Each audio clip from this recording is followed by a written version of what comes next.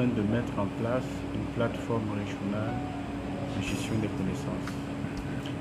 Cette plateforme régionale est en cours de mise en place. Et dans le processus justement qui a été établi,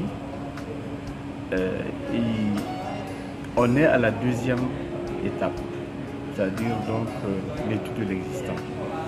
Donc le cabinet qui a été recruté a fait des missions dans les 3 pays pour recueillir les attentes et faire le point sur les installations ou les bases de données qui sont au niveau des pays, que les pays ont choisi pour justement héberger donc la plateforme de gestion des connaissances. Les assises que nous avons tenues hier aujourd'hui nous ont permis donc d'examiner le contenu du rapport, d'apporter des amendements, de faire des commentaires et en fait de concourir à améliorer la qualité donc du rapport. Et donc le bilan peut se poser en termes de validation de ce rapport. Donc les 2 jours nous ont permis en tout cas d'examiner le rapport et de le valider.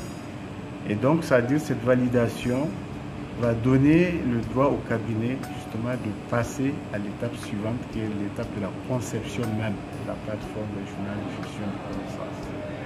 Actuellement, le cabinet, avec le cutus qu'il a eu, va passer à la phase donc, de la conception.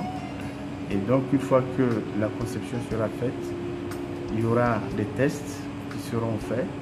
Et après, donc, l'exploitation de la plateforme.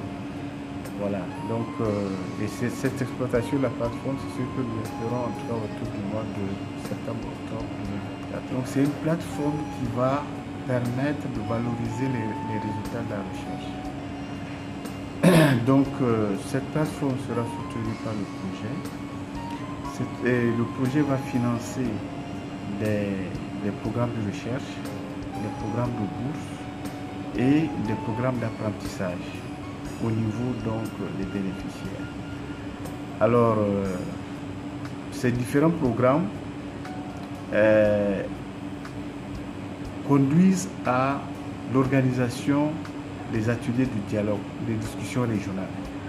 Alors ça veut dire que quand un chercheur fait des recherches, il trouve quelque chose, il va, donc pour partager ce que le chercheur a trouvé, on va organiser donc des ateliers ou des discussions régionales autour des résultats de la recherche. Alors si c'est une recherche qui va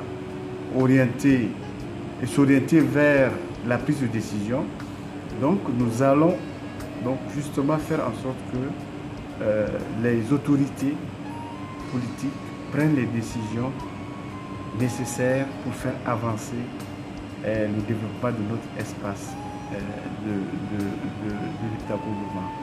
Maintenant, si par exemple, c'est une recherche-action qui trouve une bonne pratique à mettre en œuvre pour augmenter les productions, pour augmenter les revenus donc des producteurs, alors donc nous allons orienter, n'est-ce pas, nous allons élaborer donc un programme de vulgarisation, c'est-à-dire qui va permettre d'atteindre le maximum de producteurs ou de bénéficiaires du projet qui peuvent en tout cas bénéficier de cette bonne pratique ou bien de cette meilleure méthode de production ou bien, n'est-ce pas,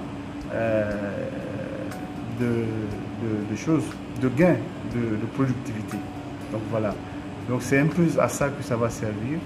Et c'est une première dans notre espace. En tout cas, il y en a une plateforme en cours d'élaboration aussi dans le bassin du lac Tchad.